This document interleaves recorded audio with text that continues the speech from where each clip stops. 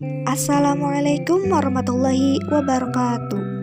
Halo teman-teman, perkenalkan kami dari kelompok 1 BKI 6A akan menjelaskan materi mengenai perkembangan fisik pada masa dewasa, dewasa awal, madia, lanjut atau manula.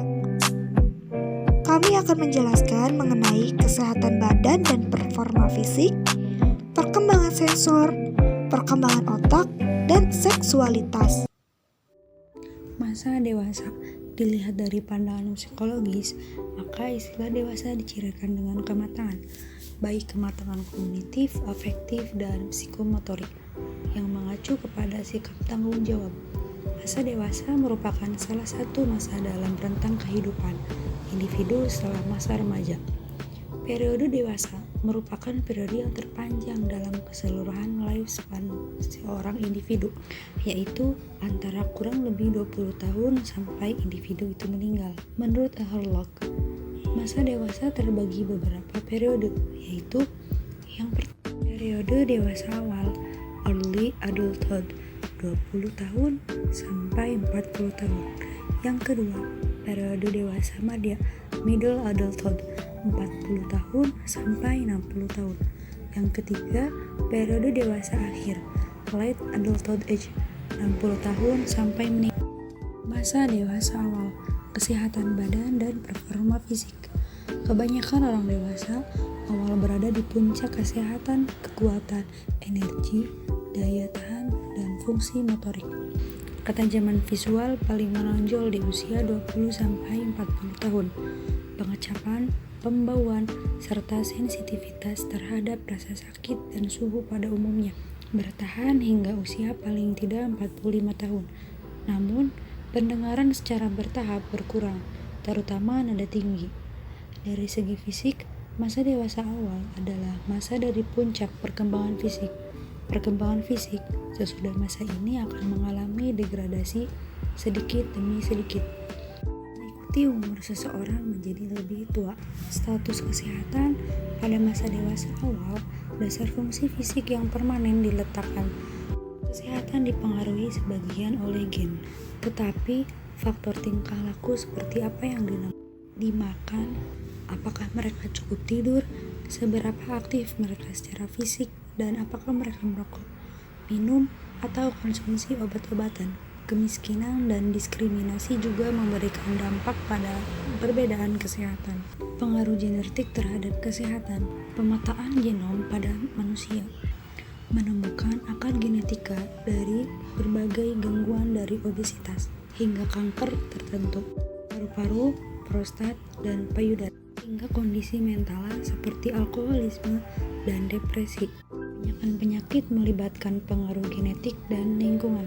Perubahan fisik yang terjadi pada masa dewasa awal yaitu sebagai berikut. 1. Efisiensi fisik mencapai puncaknya, terutama pada usia 19 sampai 26 tahun. Kedua, kesehatan fisik berada dalam keadaan baik. Ketiga, kekuatan tenaga dan motorik mencapai masa puncak. Penurunan fisik dapat dibedakan menjadi dua. Yang pertama, primary aging, penuaan fisik yang disebabkan faktor alamiah atau hereditas. Yang kedua, secondary aging, penuaan fisik yang disebabkan oleh faktor lingkungan, gaya hidup, trauma, atau penyakit yang tidak berhubungan dengan hereditas. Aktivitas fisik, program olahraga jangka panjang bisa mencegah banyak perubahan fisik diasosiasikan dengan penuaan yang normal. Perkembangan sensor. Pada awal masa dewasa, penurunan fungsi penglihatan dan pendengaran mungkin. Perkembangan otak. Mulai masa dewasa awal, sel-sel otak juga berangsur-angsur berkurang. Tapi perkembangbiakan koneksi neural, khususnya bagi orang-orang yang tetap aktif, membantu mengganti sel-sel hilang. Hal ini membantu menjelaskan pendapat umum bahwa orang dewasa tetap aktif, baik secara fisik, seksual, maupun secara mental, menyiapkan banyak kapasitas mereka untuk melakukan aktivitas demikian pada tahun-tahun selanjutnya. Seksualitas.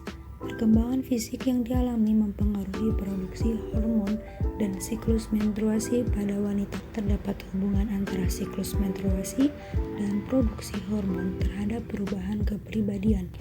Fisik yang terjadi mempengaruhi banyak hal yang berkaitan dengan seksualitas. Pada masa ini, mudah memiliki kecenderungan untuk melakukan aktivitas seks pada pasangannya, teman, dan sebagiannya. Masalah-masalah yang berkaitan dengan seksualitas pada masa ini mulai muncul seperti penyakit kelamin, perilaku seksual memaksa, dan kelainan perilaku seksual. Artinya, pemberian pengetahuan seksual menjadi penting di dalam mengatasi masalah-masalah yang berkaitan dengan seksualitas yang terjadi pada masa ini. Seksual dan perilaku. Preferensi seksual individu kemungkinan besar adalah hasil dari kombinasi faktor genetis, hormonal, kognitif, dan lingkungan. Selanjutnya, perkembangan seksual dewasa awal meliputi heteroseksual dan homoseksual. Heteroseksual merupakan ketertarikan seksual seseorang atau kebiasaan seksual orang-orang yang berbeda jenis kelamin atau gender. Heteroseksual merujuk pada suatu untuk mengalami ketertarikan seksual, kasih sayang, fisik, atau romantik terhadap orang-orang yang berjenis kelamin berbeda. Kemudian, homoseksual juga merujuk pada hubungan intim atau hubungan seksual di antara orang-orang yang berjenis kelamin yang sama. Ada juga cara untuk mengidentifikasi homoseksual itu. Yang pertama, orientasi seksual. Ditandai dengan kesukaan seseorang dengan orang lain yang mempunyai jenis kelamin yang sama. Kedua, ketidaksukaan terhadap seseorang yang berlawan jenis. Ketiga, identitas seksual. Baik teman-teman, selanjutnya saya akan membahas mengenai masa dewasa madya atau masa dewasa tengah. Masa dewasa madya ini masa parubaya yang berpengaruh besar bagi aspek kehidupan berikutnya dan merupakan pengaruh dari aspek kehidupan sebelumnya. Usia parubaya merupakan masa puncak di mana kondisi kesejahteraan psikologis, kesehatan, produktivitas, pendidikan, pekerjaan, dan keterlibatan dalam masyarakat sangat optimal. Biasanya terjadi penurunan fisik, sering pula diikuti oleh penurunan daya ingat. Yang pertama, perubahan yang bersifat fisik. Mulai terjadinya proses menua secara gradual atau berangsur-angsur, tanda-tandanya yaitu yang pertama ada berat badan bertambah, yang kedua berkurangnya rambut dan beruban, yang ketiga perubahan pada kulit, yang keempat perubahan otot, yang kelima masalah persendian, yang keenam perubahan pada gigi, yang ketujuh mulai menurunnya kekuatan fisik, fungsi motorik dan sensoris. Selanjutnya yang kedua yaitu kesehatan fisik. Perkembangan sensor pada usia antara 40 sampai 59 tahun, daya akomodasi mata mengalami penurunan paling tajam. Sementara itu, pendengaran juga mengalami penurunan pada usia 40 tahun. Lalu yang ketiga ada pengembangan otak. Hasil penelitian Willis dan Sky tahun 1999 menunjukkan bahwa kemampuan intelektual yaitu pemendaharaan kata, memori verbal, angka, orientasi spesial, penalaran induktif, dan kecepatan perseptual meningkat. Aspek kognitif yang menurun pada masa dewasa tengah adalah daya ingat. Banyak yang menyebabkan daya ingat menurun. Menurut penelitian Charik tahun 1997, daya ingat menurun pada masa dewasa tengah lebih mungkin terjadi ketika memori jangka panjang lebih terlibat daripada memori jangka pendek. Daya ingat juga cenderung menurun ketika informasi yang coba diingat lagi adalah informasi yang baru-baru ini disimpan atau tidak sering digunakan. Baik, selanjutnya nomor 4, seksualitas. Terjadinya perubahan-perubahan seksual pada pria dapat mengalami klimakterium dan wanita dapat mengalami menopause. Nah, keduanya merupakan tanda berhentinya kemampuan menghasilkan keturunan. Nah, akibatnya dapat menimbulkan penyakit melankolia involitif atau kecemasan dan merasa diri tak berguna. Peristiwa ini bagi pria lebih lambat datangnya daripada wanita. Menopause terjadi pada akhir 40-50 tahunan. Faktor keturunan dan pengalaman mempengaruhi terjadinya permulaan menopause dan gejalanya. Nah, bagi pria terjadi klimakterium disebabkan oleh penurunan aktivitas hormon seksual, disfungsi ereksi, gaya hidup yang berpengaruh pada disfungsi ereksi, jarang melakukan aktivitas seksual. Lalu ada ciri-ciri menjelang menopause dan gejala-gejala klimakterium. Nah, ciri-ciri menjelang menopause itu yang pertama, kecemasan akan kehilangan kewanitaan dan menurunnya pengendalian diri sehingga menyebabkan timbulnya gejala tanggir atau tanda girang. Yang kedua itu ada penurunan gairah seks. Yang ketiga, gatal-gatal pada daerah kemaluan, keputihan, dan mudah terkena peradangan, rasa nyeri saat senggama. Nah, lalu gejala-gejala klimakterium yang pertama itu perasaan cemas, tegang, depresi, mudah sedih, lekas marah, mudah tersinggung, gugup, dan suasana hati tidak stabil.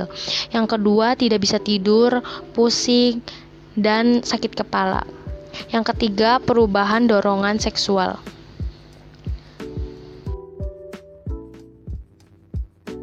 Selanjutnya, fase dewasa lanjut atau lansia ataupun manula. Masa dewasa tua atau lansia berkisar umur 60 tahun ke atas. Proses penuaan berarti menurunnya daya tahan fisik. Menurut Kartani 1993 menjelaskan bahwa lansia disebabkan oleh meningkatnya usia, sehingga terjadi perubahan struktur dan fungsi sel, jaringan, serta sistem organ.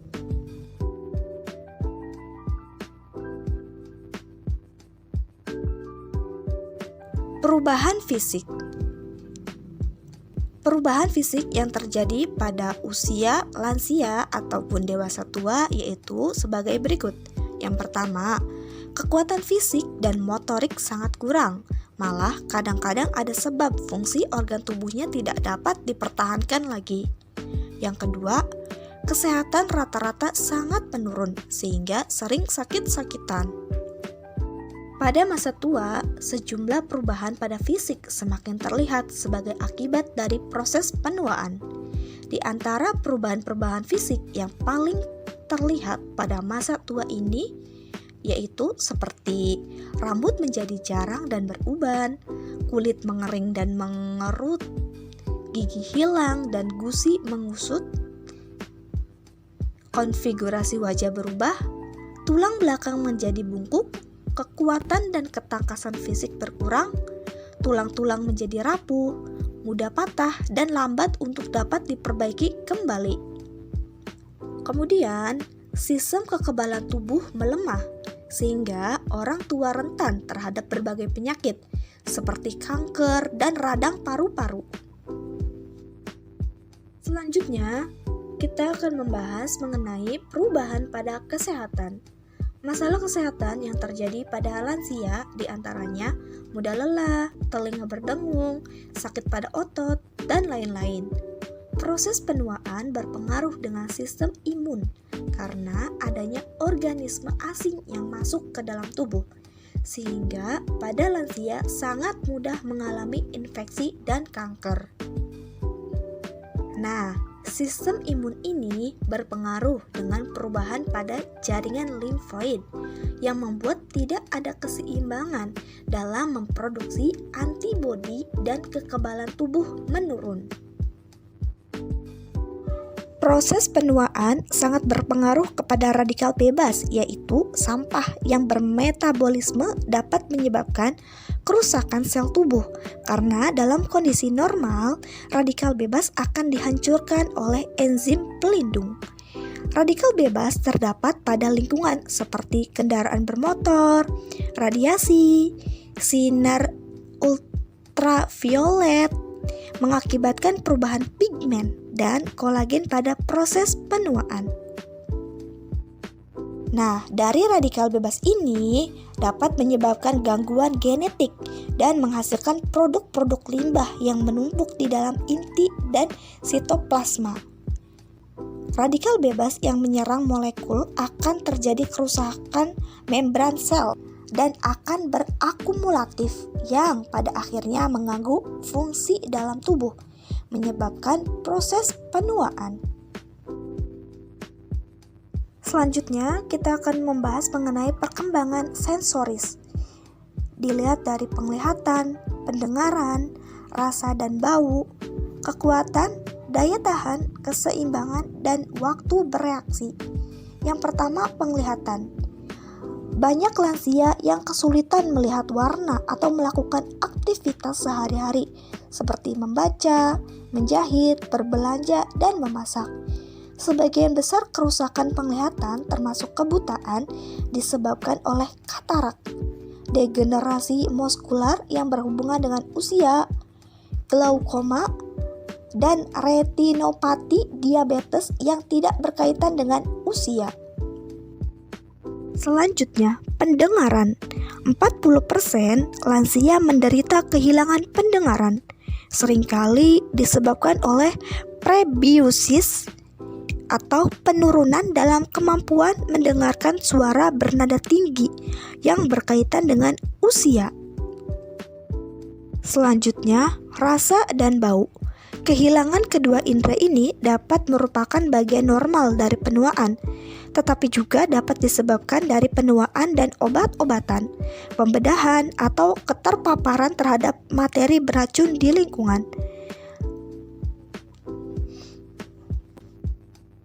Selain itu, dapat disebabkan juga oleh olfaktori bulb, organ di otak yang bertanggung jawab terhadap penciuman dan perasa yang rusak.